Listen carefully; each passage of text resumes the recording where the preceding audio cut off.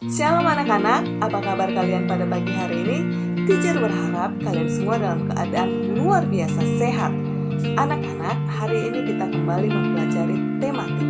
Hari ini kita memasuki pembelajaran ketiga dan pembelajaran yang keempat. Namun sebelumnya, kita berdoa terlebih dahulu ya. Kita bersatu di dalam doa. Kembali Tuhan, kami mengucapkan syukur kepadamu. Karena Tuhan Yesus menyertai kami mulai dari malam hingga pagi hari ini. Dan sebentar kami akan memulai kegiatan pembelajaran kami. Kiranya Tuhan Yesus yang tetap tolong kami dan memberikan pengertian kepada kami untuk memahami setiap materi yang diberikan teacher kepada kami. Di dalam nama Yesus kami berdoa. Haleluya. Amin. Anak-anak teacher, hari ini kita masih berada di tema 6, cita-citaku. Kita masih berada di subtema 1, aku dan cita-citaku. Kita memasuki pembelajaran 3 dan pembelajaran keempat. Tujuan pembelajaran kita, kalian dapat mengidentifikasi keberagaman kegiatan masyarakat yang ada di sekitarmu. Kalian dapat mengidentifikasi keberagaman ras dan ciri-ciri fisik setiap suku. Dan kalian juga dapat memahami makna dari setiap bait puisi. Silakan buka buku paket tema 6 halaman 23. Pernahkah kamu mendengar ucapan berikut? Gantungkan cita-citamu setinggi langit. Kalimat itu mengajak kita agar kita berusaha sekuat tenaga untuk mencapai cita-cita. Artinya kita harus selalu bersemangat dan tidak mudah menyerah. Benny berjalan beriringan dengan Made menuju ke kelas. Made tertarik dengan sebuah gulungan koran anak yang dibawa Benny. Apa yang kamu bawa, Ben? Apakah hari ini kita diminta membawa sesuatu dari rumah? Tanya Made. Ah, tidak Made. Hari ini rasanya kita tidak diminta untuk membawa sesuatu. Akan tetapi, aku ingin menunjukkan sebuah artikel di koran ini kepada Bu Guru. Jawab Benny sambil tersenyum. Artikel tentang apa itu, Ben? Aku jadi penasaran, kata Made tidak sabar. Ini tentang seorang pemuda yang berani, kawan. Masih muda, ia telah menjadi peternak dan pengusaha yang hebat, kata Benny bangga. Wah, hebat. Bolehkah aku membacanya sekarang? Pinta Made tidak sabar. Hanya untuk kawanku, kau boleh membacanya sekarang sebelum aku memberikannya kepada Bu Guru. Jawab Benny sambil mengulurkan gulungan koran anak tersebut kepada Made. Di halaman 24, silakan kamu baca artikel yang diberikan Benny kepada Made yang berjudul Peternak Muda dari Malang. Silakan kamu baca dengan cermat karena kita akan menjawab bersama-sama pertanyaan yang ada di halaman 25. Mari kita jawab bersama-sama pertanyaan yang ada di halaman 25. Nomor 1, siapakah Triyono? Triyono merupakan seorang pengusaha yang menggeluti bidang ternak bebek. 2. Apa saja yang telah dilakukannya untuk menjadi pengusaha? Yang dilakukan adalah membangun beberapa kandang untuk mulai beternak sapi. Ia mengembangkan usahanya untuk membangun peternakan dan pemotongan ayam. 3. Kendala apa sajakah yang dihadapinya? Kendala yang dialami Triyono adalah modal dan lahan yang kurang. 4. Apakah mimpinya? Mimpi Triyono adalah bisa memenuhi pasokan daging sapi di Jakarta yang saat ini masih diimpor dari luar negeri. Wah, hebat sekali mimpinya ya. Seperti yang sudah dilakukan Triyono, beternak merupakan kegiatan mengembangbiakkan hewan ternak untuk memenuhi kebutuhan manusia. Hewan ternak adalah hewan yang dipelihara manusia untuk memenuhi kebutuhan manusia. Hewan ternak dapat dimanfaatkan telur, daging, bahkan kulitnya. Ada kegiatan beternak di sekitar tempat tinggalmu? Mari kita lihat gambar di halaman 26. Nomor 1 itu peternakan ayam, yang kedua peternakan sapi, yang ketiga peternakan bebek, yang keempat peternakan kambing. Pernahkah kamu melihat kegiatan tersebut? Hewan-hewan tersebut dipelihara oleh manusia dan dimanfaatkan manusia sesuai dengan tujuannya. Para peternak berusaha agar hasil peternakannya memiliki kualitas yang baik. Selain beternak, kegiatan pertanian merupakan kegiatan yang paling banyak dilakukan masyarakat Indonesia. Sebagai negara agraris adalah negara pertanian ya anak-anak. Indonesia memiliki lingkungan alam yang mendukung tumbuhnya macam-macam tanaman produk pertanian dengan kualitas yang baik. Tumbuhan dapat tumbuh subur bila dirawat dengan baik. Selain perawatan, tumbuhan juga memerlukan lingkungan yang sesuai. Indonesia memiliki wilayah yang sangat luas dengan kondisi alam yang berbeda-beda. Perbedaan lingkungan alam itu menyebabkan perbedaan kegiatan penduduk dan sumber daya alam yang ada. Sumber daya alam ada berbagai macam, ada sumber daya alam yang dapat diperbaharui dan juga ada sumber daya alam yang tidak dapat diperbaharui. Sumber daya alam yang dapat diperbaharui adalah sumber daya alam yang dapat dihasilkan kembali. Tumbuhan dan hewan termasuk sumber daya alam yang dapat diperbaharui. Kita dapat menghasilkan kembali tumbuhan dan hewan yang lain untuk dimanfaatkan. Tumbuhan dapat dihasilkan melalui usaha pertanian. Hewan dapat dihasilkan melalui usaha peternakan. Keragaman sumber daya alam, lingkungan, pekerjaan, dan cita-cita memperkaya masyarakat Indonesia. Kini kamu tahu bahwa keragaman itu membuat hidupmu semakin berwarna. Keindahan keragaman dituangkan dalam puisi berikut. Ayo simak puisi berikut. Silakan kamu baca dengan cermat. Puisi di halaman 31 dengan judul Hidupku Penuh Warna. Setelah membaca puisi tadi, mari kita jawab pertanyaan yang ada di bawah secara bersama-sama. Nomor 1, apakah judul puisi tersebut? Siapakah pengarangnya? Judulnya adalah Hidup Penuh Warna, pengarangnya D. Karitas. 2, apa yang kamu bayangkan ketika kamu membaca judul puisi tersebut? Yang saya bayangkan ketika membaca judulnya adalah lika-liku kehidupan yang dialami oleh si penulis. 3, menurutmu apakah isi puisi tersebut? Isi puisi tersebut adalah segala bentuk kehidupan yang perlu disyukuri. 4. Berapakah jumlah bait dalam puisi tersebut? Puisi tersebut memiliki 4 bait. 5. Berapakah jumlah baris di setiap baitnya? Jumlah baris dalam setiap baitnya adalah 4. 6. Tentukanlah rima setiap bait pada puisi tersebut.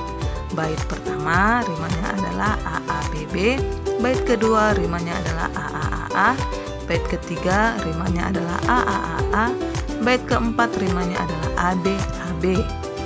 Nah, itu dia ya anak-anak, kita sudah menjawab pertanyaan-pertanyaan yang ada di bawah berdasarkan puisi yang sudah kita baca tadi.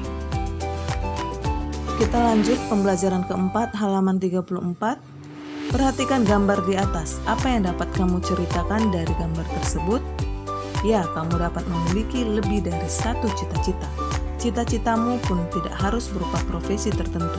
Cita-cita seseorang tentu merupakan impian yang ingin dicapai karena ia memiliki minat dan kesukaan.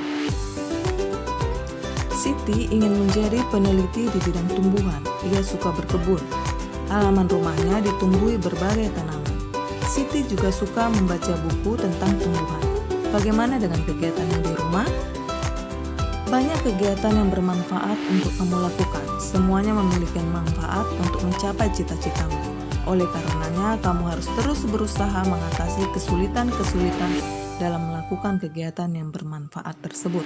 Jadi anak-anak, dalam meraih cita-cita, kita akan menemukan kesulitan-kesulitan dan tantangan demi tantangan. Tapi kita tidak boleh menyerah. Kita harus tetap berusaha sampai cita-cita kita dapat kita gapai. Terdapat banyak kisah tentang orang-orang yang meraih mimpi besarnya dengan menghadapi kegagalan terlebih dahulu. Di antaranya adalah Michael Jordan dan Thomas Alva Edison. Silakan kita buka buku paket halaman 37. Di situ ada kisah sukses mengatasi kegagalan.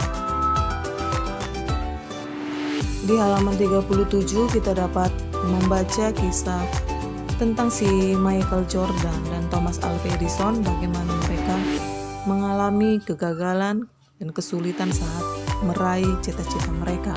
Banyak tantangan yang mereka hadapi, tapi kegagalan dan tantangan tersebut tidak membuat mereka jatuh, malah mereka semakin berusaha lagi sehingga mereka berhasil. Dan sampai saat ini nama mereka tetap dikenang dan mereka tetap menjadi orang yang sangat dibanggakan di seluruh dunia. Terkadang saya malu juga berbicara di depan orang banyak. Bagaimana saya bisa menjadi guru yang baik?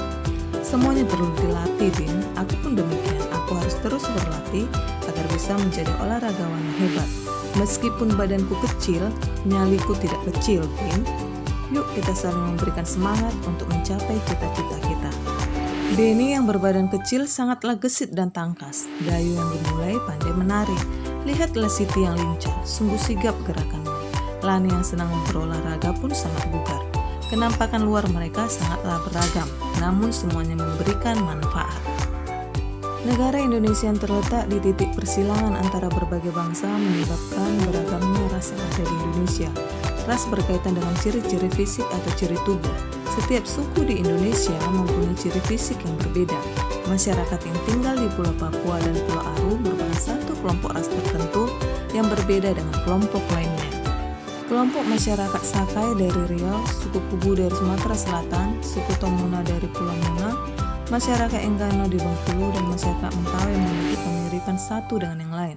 Masyarakat Batak, Toraja, dan Dayak ada dalam kelompok ras tersendiri. Demikian juga dengan kelompok masyarakat Madura, Jawa, dan Bali memiliki ciri fisik yang hampir serupa. Nah, itu dia anak-anak, ternyata kita yang ada di Indonesia memiliki ciri fisik yang berbeda-beda dari setiap suku atau setiap ras. Jadi kita yang berada di Indonesia bagian barat memiliki ciri fisik tubuh yang berbeda dengan saudara kita yang berada di Indonesia bagian timur. Namun, keberagaman itu bukanlah membuat kita menjadi terpecah-pecah, melainkan membuat kita semakin lagi bangga akan kekayaan ras dan suku yang ada di Indonesia. Perbedaan ciri fisik yang khas antara ras dan suku bangsa memperkaya keragaman masyarakat Indonesia. Keragaman yang menguatkan satu dengan yang lain sebagai bangsa Indonesia yang berbesar hati hidup rukun dalam perbedaan. Keunikan tersebut disampaikan pada sebuah puisi. Silakan baca puisi yang ada di halaman 42, puisi yang berjudul Tanah Airku, Tanah yang Beragam. Silakan baca dengan cermat karena kita akan menjawab beberapa pertanyaan yang ada di halaman 43. Mari kita diskusikan bersama makna dari setiap bait puisi yang sudah kita baca di halaman 42. Makna dari puisi bait pertama adalah meski berasal dari suku yang berbeda, kita semua tetap satu, yaitu orang Indonesia. Makna dari puisi bait kedua adalah setiap orang memiliki rasa syukur atas keberagaman yang ada. Makna puisi bait ketiga adalah Indonesia adalah tanah air yang kaya. Makna puisi bait keempat adalah nasihat untuk rakyat Indonesia agar merawat dan mencintai tanah air Indonesia. Nah, anak-anak teacher, demikian pembelajaran 3 dan 4 tematik kita pada pagi hari ini. Lalu teacher kasih kalian tugasnya kerjakan di buku tulis. Jangan lupa menulis soalnya. Tugasnya ada di buku paket tema 6 halaman 35, nomor 1 hingga nomor 5, dan juga buku paket tema 6 halaman 38, nomor 1 hingga nomor 4. Kerjakan dengan cermat, dan teacher harap tidak ada lagi coret-coretan. Lalu nanti teacher akan kirimkan link Zoom meeting apabila ada materi yang belum kamu pahami atau ada soal yang ingin kamu tanyakan, silakan bergabung di Zoom meeting nanti. Demikian, Tuhan Yesus memberkati. Bye-bye. Demikian pembelajaran kita pada pagi hari ini. Sebelum kita mengakhiri, kita kembali berdoa. Terima kasih Tuhan untuk penyertaan-Mu selama pembelajaran tematik kami pada pagi hari ini. Dan sebentar kami akan memulai di pembelajaran yang lain. Kiranya Tuhan Yesus yang tetap tolong kami untuk memahami setiap pembelajaran kami dalam satu hari ini. Dalam nama Yesus kami berdoa dan mengucap syukur. Amin.